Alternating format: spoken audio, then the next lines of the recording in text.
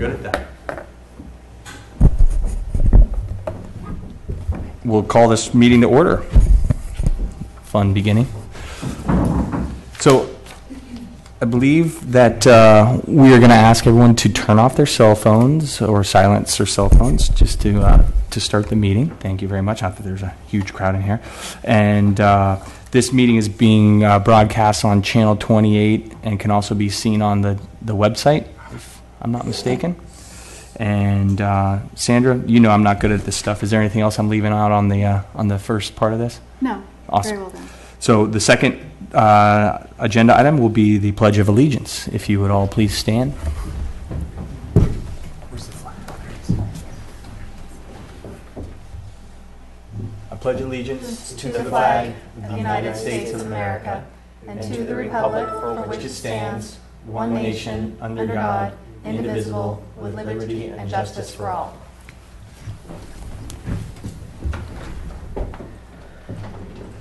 Thank you. So I don't think I can make a motion to adopt the agenda, but we just will adopt the agenda with the additions. Is that? We can do a roll call. A roll call? Oh, thank you. Sandra, will you help us with roll call? Vice Chair Scoggins. Here. Member Laz. Here. Let the record reflect that Member Cook, Member James are excused, and that Chair Durham is absent. Thank you. So we will adopt the agenda with a couple additions, which one is to continue. Let's go through the agenda as is, as we hit those different items. Oh, I thought you. Okay. Perfect. Then can we get an approval for the minutes? We'll have to. How do we? I don't know how to do all this stuff. all these like without a quorum. What's the proper procedure? Since we do not have a quorum, we will, let's adopt the agenda, but let's strike number 4, approval of minutes, until we have a quorum. Perfect. And do we all in favor of adopting the modified agenda? Aye. Say aye. Okay. So then now just Okay, go and down then- the list. So line item 5 on the agenda tonight is time for public comment. If anyone would like to step forward and speak to something that's not on the agenda, now is your time. Doesn't look like we have any takers. Perfect. So next will be number 6, consent calendar, and there are no items in the consent calendar, so we will move forward. And number 7 will be the public hearings. There are 2 tonight. 7.1 is the design review for the Clopton residence, 6743 Jefferson Street. And 7.2 is the design review and use permit for the Carmichael garage and second dwelling at 6640 Jefferson Street. So we are going to, for both of those, offer a continuation and a special meeting back here on 7/14/2014 at 6 o'clock at the town hall for both of those agenda items. Correct. And I'll note that the reason both of those items are continued to a special meeting of next week is because we have a lack of quorum this evening. Thank you. I think I was supposed to say that. So what we'll do is we'll just skip to the review and comment for the general plan amendment housing element update. And I think we have a presentation this evening. So we'll kick that off with our presenter. I'm sorry, I didn't catch your name, by the way. Is it going to be you presenting? Great. Well, I'm going to introduce that you have before you the housing element update of the general plan. And this is a document the town updates every 8 years pursuant to state law. It's an update to address the town's housing needs for all economic segments over the term of the housing element. And this term is 2014 through 2022.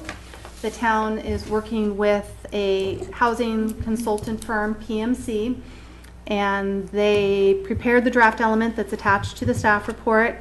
And Jennifer Gastelum is here tonight to introduce more of the details on the general plan.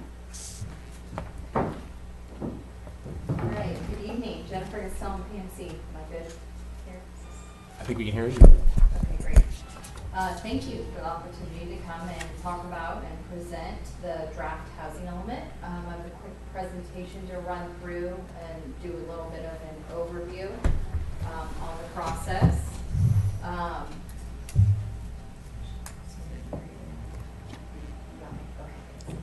I'm going to go over the components and the requirements. I'm going to go over a few of the findings from the needs assessment and the 2009-2014 housing element, some of the implementation programs from the previous housing element, get into what this next regional housing needs allocation is, and some program changes, tweaks we're going to make from the last one. So just to refresh everyone, the housing element is one of the 7 mandated elements of the general plan. It includes existing as well as we project out, in this case for the next 8 years, what the housing needs will be for all economic segments of the community. It is unique in the fact that it has to be submitted to HCD, which is up at the state in Sacramento, and that is a 2-part process where it's submitted for a draft, which we'll be doing subsequent to the council meeting and their approval, sending it to HCD for a 60-day review, and then at the end of that 60-day review, they comment on it. We address their comments, and then we bring it back through you as well as council for adoption. Housing element was just updated 5 years ago, and I was standing before the group that was here talking about it, so it's kind of deja vu today. But there's a few new state laws that have occurred in this last 5-year period. The first one that has to be addressed within the housing element is SB 812, and that's Planning for Persons with Developmental Disabilities. This is a group that is not currently identified by the census.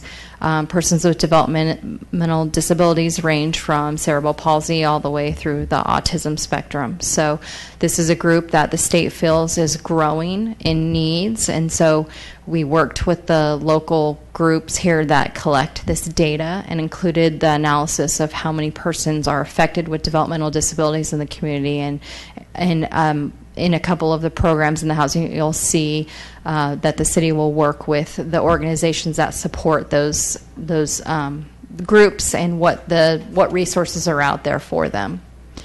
SB 375 has to do with the timing of the planning period. As I said, I was here 5 years ago. The housing element used to be on a 5-year update process. Now, with the passing of SB 375, the housing element has changed to an 8-year process. This actually aligns the ABAG's regional transportation plan with the regional housing needs allocation. So transportation plan projections are produced. Now the regional housing needs allocation numbers are produced. It used to be on a separate cycle, and it didn't ever really seem to make sense. And so now everything's kind of much more aligned. Failure to adopt a housing element by the deadline would put a jurisdiction on a 4-year update cycle. So our intent is to get it to HCD for review, and then get it certified and adopt it prior to the January 31st deadline to get the city on a 5-year or an 8-year update cycle. The streamlined review process is a little bit more efficient review since HCD is reviewing so many and they are cut back in staff. And because the housing element, most of them were done about 5 years ago, and the economy kind of slumped, and there wasn't a lot of development occurring there, and not a lot of new state laws passed. This housing element is more of a technical update, as it is with most of the communities, and therefore, if you've met some of the implementation requirements from your last one, the HCD is offering a streamlined review. They are offering to review it in less than 60 days. We're still planning for the 60-day review because there's no guarantee to it. So nevertheless, it just takes a little bit less time off the whole process, and they only review the things that have been updated, and they don't have to go back through every single thing. So what was approved 5 years ago will be somewhat consistent with this one. So just to run through the process here, we did an update to the existing document, which the bulk of it is the housing needs assessment, and it's a lot of demographic information, and I'll go over a couple of numbers with you.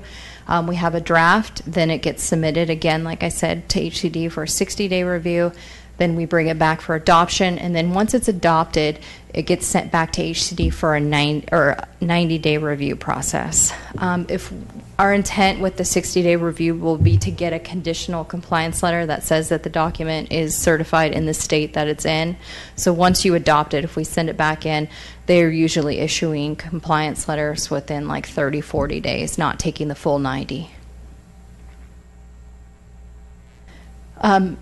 So the biggest piece that was updated is the housing needs assessment, and within this assessment, since it was done 5 years ago, the new things that are included are the 2010 census that wasn't previously available, and ABAG came out with 2013 projections. And then we also update with more recent Department of Finance numbers. So where we could update with new information, we've included it. As for population growth, this is a ABAG projection number. The 2010 census did not collect as much data as previous censuses did, so we are limited in some of the categories of things that could be updated. Fortunately, ABAG came in with some projections, so we're able to use that information.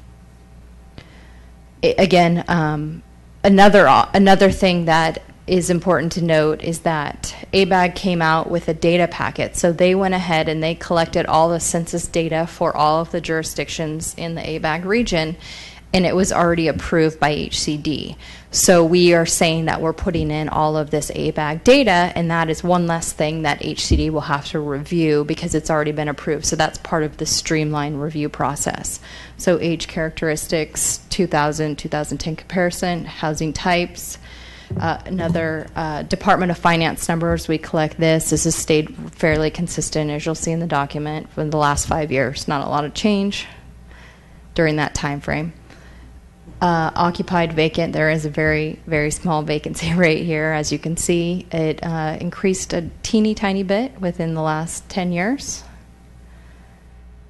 Owner occupied, this is obviously a very small decrease in some of the areas that there was quite a bit of foreclosure. This changed pretty drastically for communities that were affected heavily by the foreclosures, but Yountville obviously wasn't as big of a hit, so ownership did go down 1% within the last 10 years. Median home prices, we use DataQuick, which is, I believe this is from 2013. This is the most recent data available. So you can see Yountville is up towards the top in terms of housing price.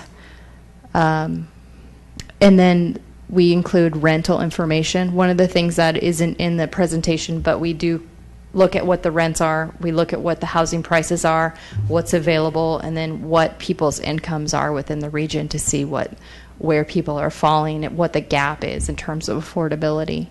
It's very hard to find rental information. We look at websites and Craigslist and all those kinds of things. So that's very subjective information based on the samples size that you can actually get.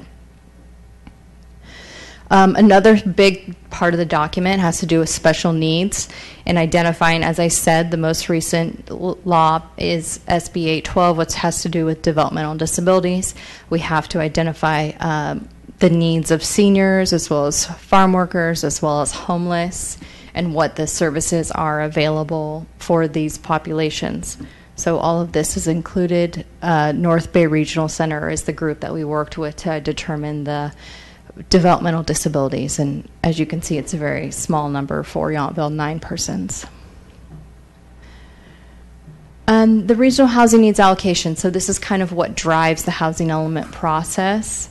The state comes up with a number for the next 8-year period for what the need is going to be. Then it's divvied up among the councils of governments. For ABAG, it was 187,990, and then that number is then divvied out among the jurisdictions in the ABAG region, and the town of Yountville had an allocation of 17 units. This allocation is to identify a number of sites, land opportunities for the town to accommodate 17 units. It does not require the town to build 17 units. It requires the town to identify sites and make them available and ensure that the planning process is in place for someone, a developer, to come in and build those units. Furthermore, they break the 17 units down by income category. In the extremely low, very low, and low income categories, we're looking at a high density product. So we're looking at a high density sites, or we look at possibly second units to accommodate those 6 units. The moderate, we would look at maybe like a triplex or a duplex or something a little bit more townhouse type product. And then above moderate is just your single family homes. So 8 there. A very small allocation, obviously. There's not a lot of room to grow here. So what we have to do, again, is look at sites that can develop, that meet the criteria based on density. This is all kind of a land use exercise for the state to ensure that you're providing density for all income, they consider for all income levels in the community. What we first look at is the total RHNA. Then we look at what projects are approved, and there are 2 units in the works in the low income or the lower income category, and then there's 18 in the moderate to above moderate. So that's based on building permits and projects that are coming forward that planning staff is working on, that you've probably seen come forward or that are planning on coming forward. So we count those off the top. Then we look at what vacant land is left once we have already kind of taken credit for those approved projects. So based on that, and then when you don't have vacant land, you look at sites that are underutilized. So if there's a site that has something on it, but the density is kind of high, it can accommodate something else, then you look at that land. So it's kind of like layers, peeling back the layers, what's approved, what's vacant, what's underutilized. So basically you can see we have a surplus of 68 units overall. So there's enough land to accommodate your RHNA.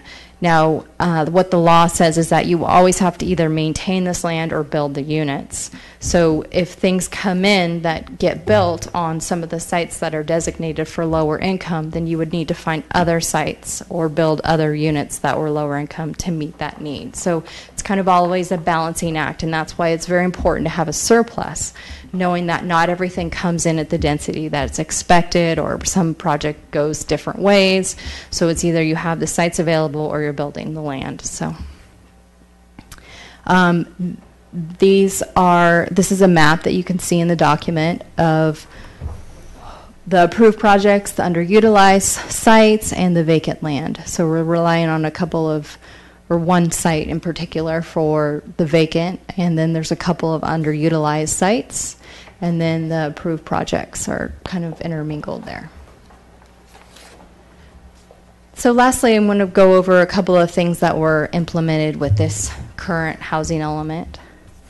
The town facilitated the construction of 72 new units. 54 of them were affordable. So that was great in the downturn of economy that you were able to do some projects. I know that I worked with Sandra and Bob this last round, and a lot of great things were happening here in Yountville. And for being a very small, affluent community, you actually pride yourselves on doing things in workforce housing and accommodating all income levels. So that's very much appreciated by the state. 6 multifamily homes were built, 4 mixed-use apartments, 2 second units, which again, that's another thing that we rely on to meet the RHNA is identification of second units, and then 6 single-family homes. Don't say that fast. Contributed funding for farm worker assistance, homeless shelters, and fair housing. the town has been very aggressive with support for all of these groups, established a senior mobile home park overlay, and resold 2 of the BMR units during this last round. Couple changes for the housing element programs within this draft that you have in front of you. Landing of lands of the Knights parcel zoning, that has to do with water allocation, and there's a program in there to just ensure that water allocation is going to be made available for that site. Density bonus, that is a requirement of the state that you have an updated density bonus ordinance. So that's just kind of a zoning change that will need to be made. And then adopting a sustainable building code is something that the town's going to be working on in this next 5 years. Maintaining this housing sites inventory, as I said, it's always a balancing act, so it's very important for staff to maintain, and as projects come forward, to let you know where this site is and where it fits within the arena. Continued coordination with the Veteran Home of California, identify what programs they're offering, what's available there, what they have going on. Amend the zoning ordinance to address employee housing. That is a requirement of the state. Basically, it says in ag zones where employee-type housing can be made available. Monitor the potential closing of the Sonoma Development Center, see what impacts that might have on the community during this next period of time. Adopt a reasonable accommodation procedure. So this is one of the things that was passed quite a few years back, that the state has kind of come out with some more specific regulations on this. Basically, it says that if someone wants to come in to get a permit to put in a ramp, a wheelchair ramp, or some sort of ADA accessibility, that it's something that could possibly trigger a public hearing process, that it's for ADA purposes, that it can be approved through the planning department. So that is something that the city has to identify a whole policy procedure for someone coming in and wanting to do that in the approval process. So we've provided several samples to staff to come up with that ordinance. It's something that every city in the state has to comply with.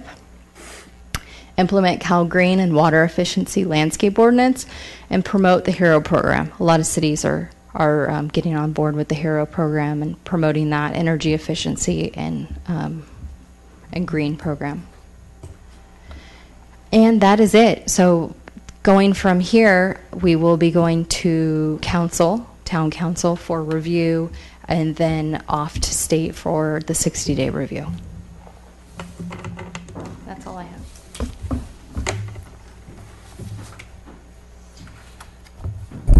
We're supposed to ask a few questions, I think, if you have any. Karen? I need to read this. So we'd be looking to get any comments or questions, and we'll forward those on to the town council. We realize that it's a lengthy document, and there's a lot of value in the presentation that Jennifer just gave, because it gives you all of the highlights, and it identifies what the focus of this round of the housing element update is all about.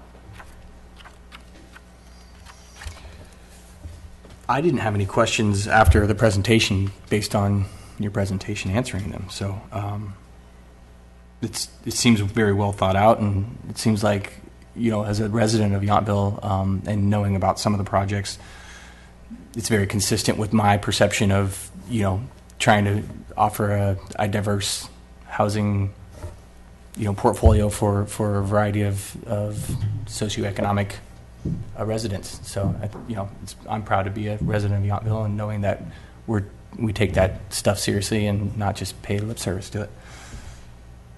I'm impressed how diverse it is, actually. I didn't realize until you called out the numbers how much of a percentage is devoted to low income. I didn't realize that, so it's nice to see. Yeah. So All right. thank you for your efforts, and look forward to hearing more from the big guys.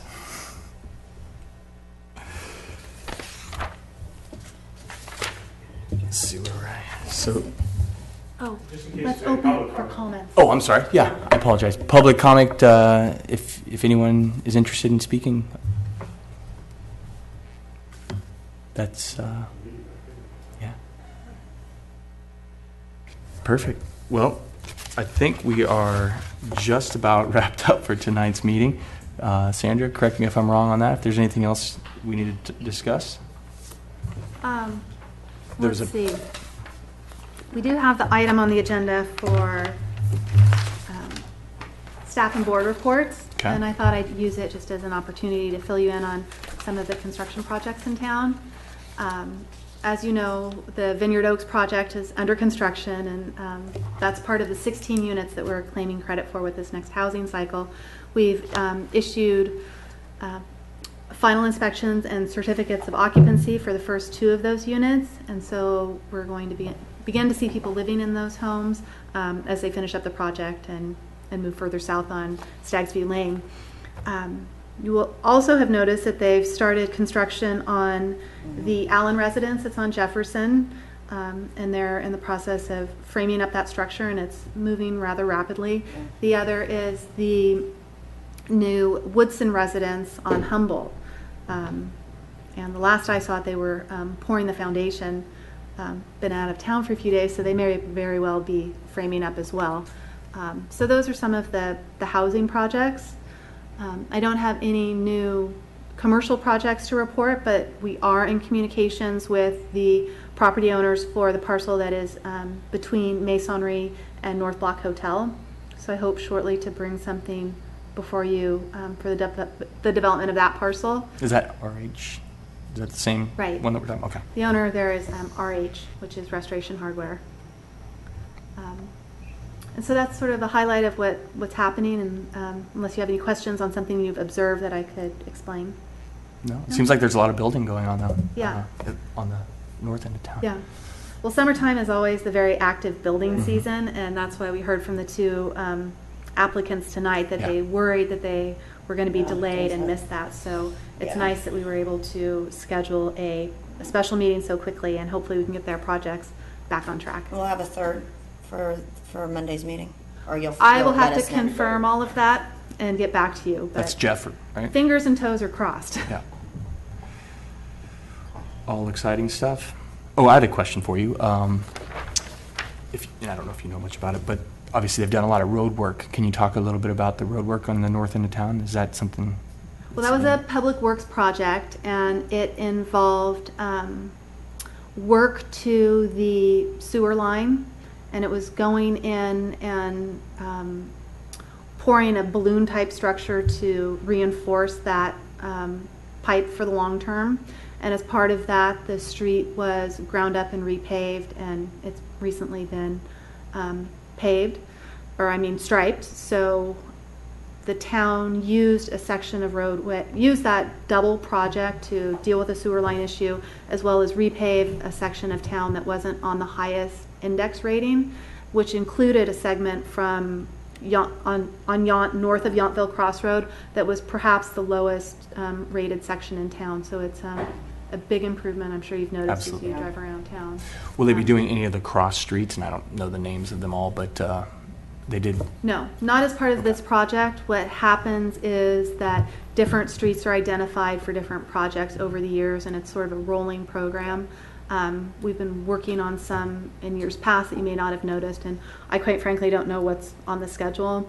But Graham Rodsworth, who's our Director of Public Works, has that all down, and it's also in the CIP, so we can reference it if you'd like. No need. The bicyclists will be excited though with the new yes, new bicycle lane lanes markings. and the pavement's just that much smoother too. So that's all I have. Thanks for that. Okay. Any other comments? Or No. All right. Do we make a motion to adjourn, or do we just say Yes. since we don't have a quorum, Let's Do they adjourn or just adjourn postpone? to the special meeting, let's adjourn to the special meeting of July 14th. July at 6 p.m. 14th at 6 p.m. for the 2 public hearings, 7.1 and 7.2. So be All it. right. Thanks. We will see you then. All right. I'm already a fish out of water. Thanks for releasing.